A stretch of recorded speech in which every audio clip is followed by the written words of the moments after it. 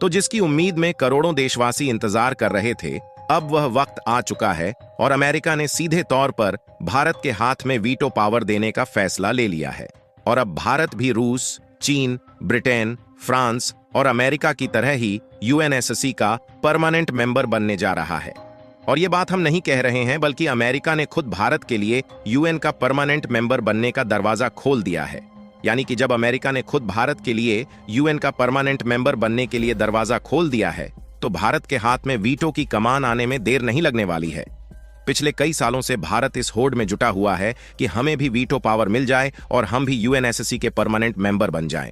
लेकिन अभी तक कई यूरोपीय देश और चीन इस बात का पूरी तरह से विरोध कर रहे थे कि भारत को यूएनएससी में परमानेंट सीट न मिले। हालांकि जब हाल ही में पीएम मोदी जी अमेरिका की क्वाड समिट में शामिल होने के लिए अमेरिका गए हुए हैं, तो सभी भारतीयों को इस बात की उम्मीद थी कि कुछ ना कुछ बड़ा खेला तो भारत जरूर करेगा। और कमाल की बात देखिए कि भारत के पीएम मोदी और फॉरेन मिनिस्टर एस जयशंकर जी अभी अमेरिका से भारत लौटे भी नहीं कि उसके पहले ही यह खबर सामने आ चुकी है कि US backs India for permanent UNSC seat and also Quad leaders echo similar sentiment.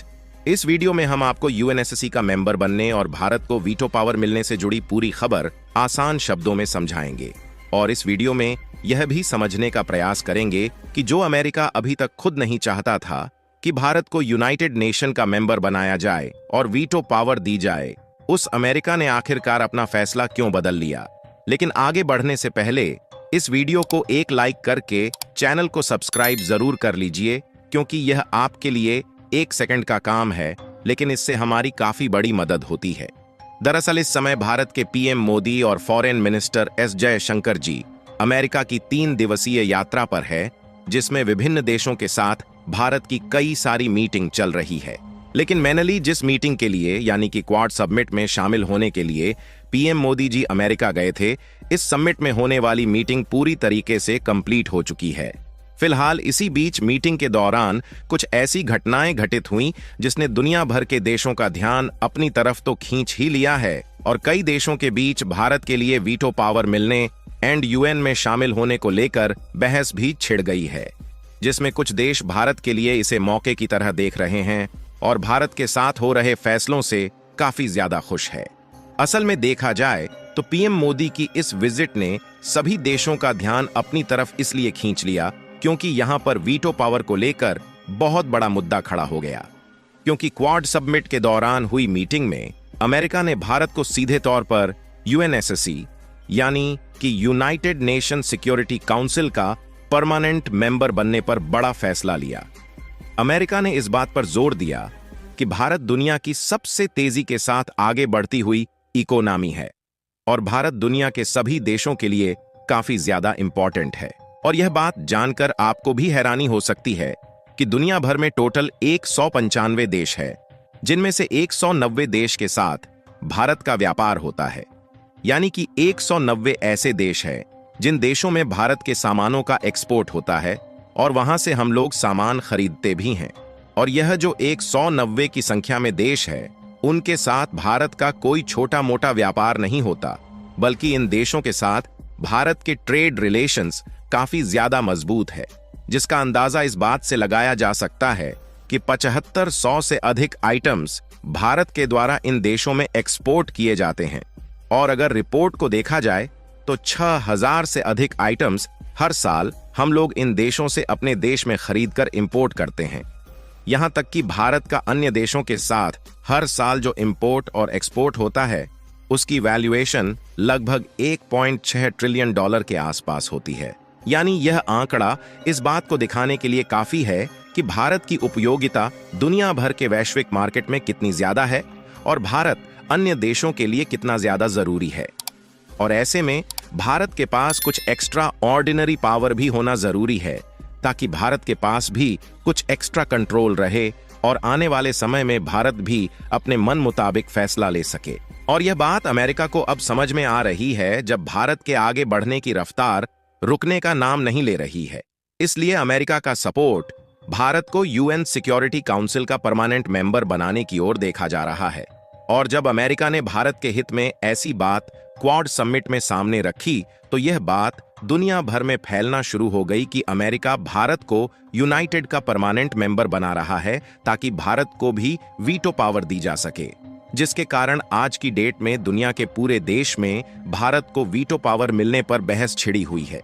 और भारत को वीटो पावर मिलनी चाहिए या फिर नहीं, इसके लिए दुनिया के सभी देश दो गुटों में बंट चुके हैं।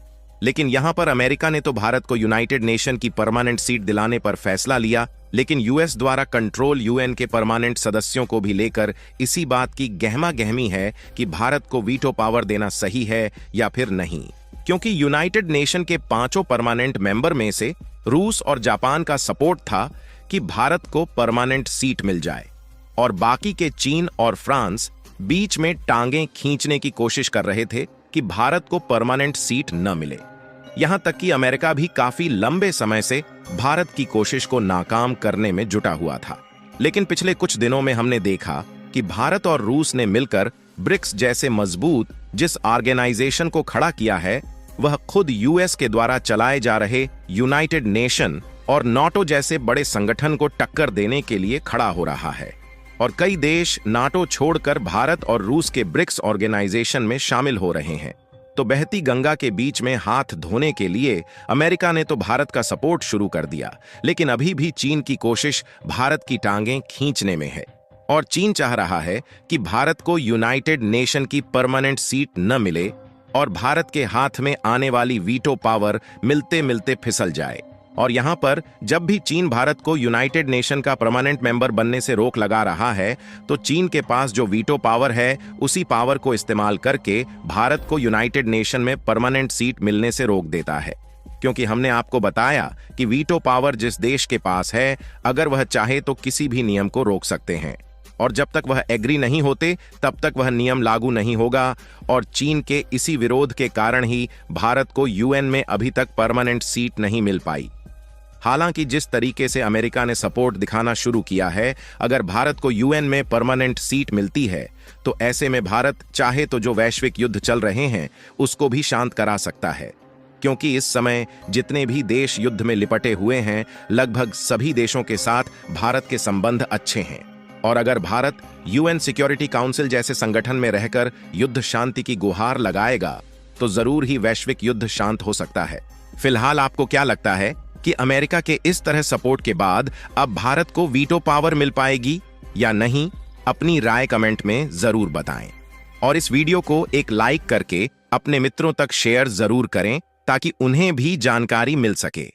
इसी तरह और भी नॉलेजेबल वीडियो देखने के लिए चैनल को सब्सक्राइब करके बेल आइकन को ऑल पर जरूर सेलेक्ट करें। जय श्री राम।